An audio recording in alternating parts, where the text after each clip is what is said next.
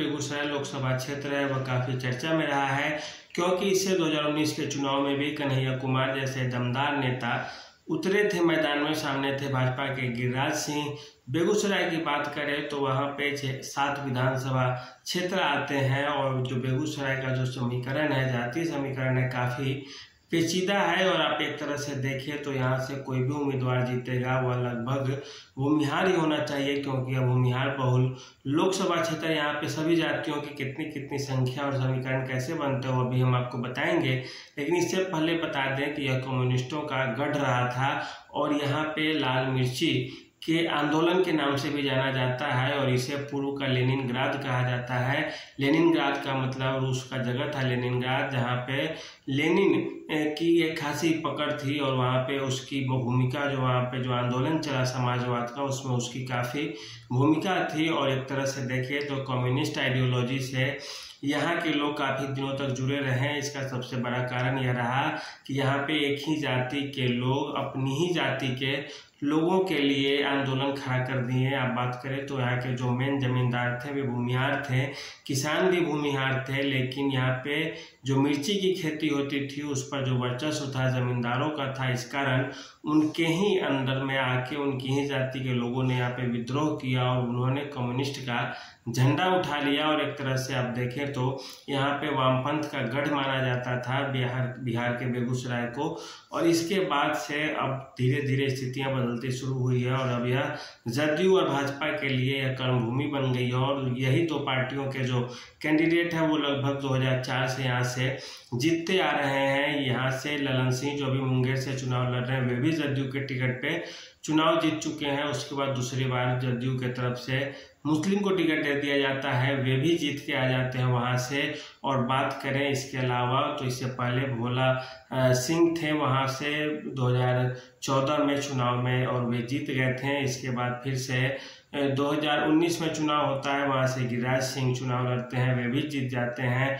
फिर 2024 में गिरिराज सिंह चुनाव के मैदान में है और साथ है उनके अवधेश राय सामने है। चूँकि यह सीट कम्युनिस्ट पार्टी के खाते में चली गई, इस कारण कम्युनिस्ट पार्टी ने अपने विधायक पूर्व अवधेश राय को टिकट देना उचित समझा और वे अभी मैदान में है। लेकिन वे क्या गिरिराज सिंह को टक्कर दे पाएंगे या गिरिराज सिंह को टक्कर देना काफ़ी मुश्किल है। इससे समझने के लिए आप सबसे पहले वहाँ के जातीय समीकरण की बात करें तो वहाँ पे लगभग 19.5 लाख वोटर्स हैं, अर्थात 20 लाख के आसपास वोटर्स है वहाँ पे। आप बात करें सीधे भूमिहार मतदाताओं की भी तो वो सीधे 5 लाख है, जिन्हें कहा जाता है कि 23 से 24% यहाँ पे सीधे भूमिहार मतदाता है बेगूसराय में। इसके बाद भी आप बात करें तो यहाँ पे यादवों की संख्या भी 1.5 लाख के आसपास है।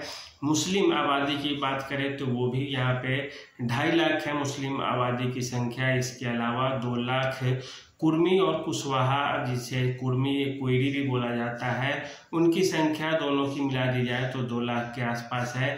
इस तरह से अगर देखें आप तो 2 लाख होने के बाद और 5 लाख भूमिहार, 2.5 लाख मुस्लिम, 1.5 लाख यादव है इस क्षेत्र में। इसके अलावा राजपूत और ब्राह्मण वोटरों की भी अच्छी खासी यहाँ पे संख्या है।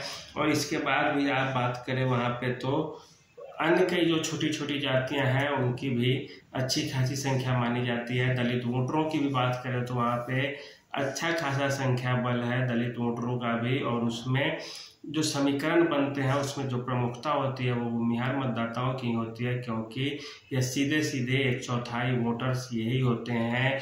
और यदि जनता दल यूनाइटेड के जो कैडर वोट हैं, अति पिछड़ी जातियाँ, कुर्मी, कोयरी, कुशवाहा, तो इन जातियों को आप यदि मिला लें तो समीकरण में जो एनडीए है, राष्ट्रीय जनतांत्रिक गठबंधन, जो प्रधानमंत्री मोदी और नीतीश कुमार के लांस वाली पार्टी है, बेगूसराय से काफ़ी मजबूत हो जाती है। कन्हैया कुमार 2019 के चुनाव में थे, अपना पूरी ताकत अपना झोंक दिए थे। उनके पार्टी के बड़े स्टार प्रचारक आते थे, बॉलीवुड की हस्तियां भी चुनाव के मैदान में उतरी थी, लेकिन वह भी गिरिराज सिंह को पार न पा सकी। वो भी 2.5-3 लाख वोट होते सिमट जाते हैं। इसके अलावा गिरिराज सिंह सीधे उनसे दुगुना वोट लेके आते हैं। और इसके अलावा बात करें यहाँ पे तो अपनी ही जाति का वोट कन्हैया कुमार नहीं ले पाए थे। इसका मतलब साफ है कि यहाँ के जो भूमिहार मतदाता है वो सीधे सीधे भाजपा गठबंधन के खाते में जाना चाहते हैं, उनको पसंद करते हैं और मदद करते हैं, सपोर्ट करते हैं, उनका झंडा भी उठाते हैं। साथ साथ अन्य जातियां भी अपना अपना अलग अलग समीकरण बनाती है। लोकसभा चुनाव में चूंकि केंद्र को देखा जाता है, दिल्ली की राजगद्दी को देखी जाती है, राज्य में क्या हो रहे हैं, क्या मामले हैं, क्या मायने हैं, इसका कोई भाव नहीं होता, क्योंकि लोग जानते हैं कि एक सांसद यदि जीत के चला भी गया तो वह एक व्यक्ति के रूप में या किसी जाति विशेष के लिए या किसी क्षेत्र विशेष के लिए कुछ नहीं कर पाएगा, क्योंकि उसका क्षेत्र बड़ा होता है, आंकड़े बड़े होते हैं।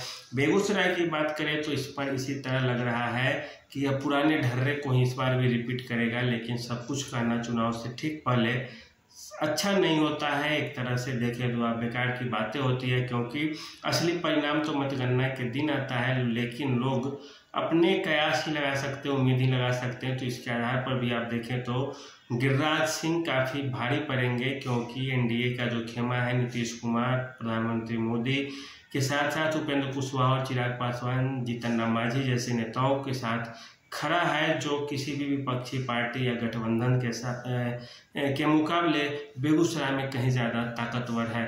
तो आज के लिए इतना ही। कैसी लगी यह वीडियो आप हमें बताएंगे। धन्यवाद।